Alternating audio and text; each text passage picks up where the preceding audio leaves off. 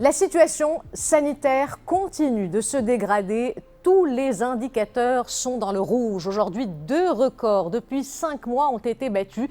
Il s'agit du nombre de décès et du nombre de contaminations. Le taux d'occupation des lits Covid est en hausse également. Le point sur la situation sanitaire de ce jeudi avec Salim Abnab. Les 27 000 tests de dépistage ont révélé aujourd'hui un peu plus de 6 000 cas de contamination, soit un taux de positivité de 22%, l'un des plus hauts jamais enregistrés depuis le début de cette crise. Cette nouvelle vague révèle également de grandes disparités régionales. Omicron frappe pour l'instant les territoires de façon très inégale. Casablanca-Stat est classée zone rouge. La région concentre en moyenne depuis une semaine 62% des cas d'infection.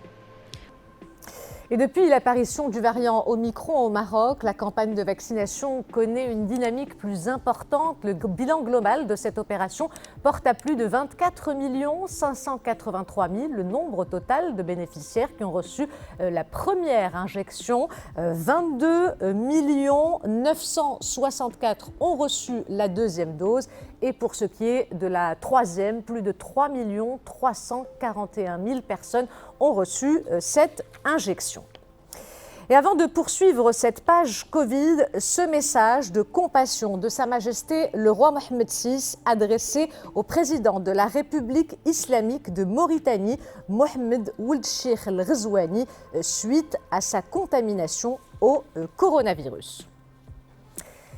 Et toujours à propos du Covid en Europe, l'Europe continue de faire face à la flambée des cas de contamination. En France, le Parlement a adopté le projet du pass vaccinal.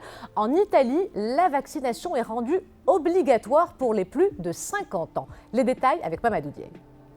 Avec une majorité de 214 voix pour, 93 contre, le Parlement français approuve le pass vaccinal. Le dispositif déjà en vigueur en Allemagne voisine vise à aider à freiner la propagation du variant Omicron.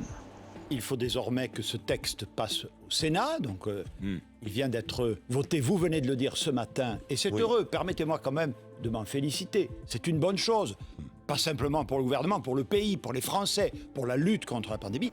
Le raz-de-marée Omicron qui touche également les États-Unis, les États-Unis où Joe Biden accuse Donald Trump d'avoir tenté d'empêcher un transfert pacifique du pouvoir. Le président des États-Unis a publiquement évoqué la responsabilité particulière de l'ex-président dans la survenue des événements du Capitole. Il y a un an, des milliers de pro-Trump prenaient d'assaut le Capitole à Washington afin d'empêcher la certification des résultats de l'élection présidentielle. Aujourd'hui, le traumatisme est toujours présent dans la capitale fédérale et les habitants s'inquiètent de l'avenir de la démocratie américaine.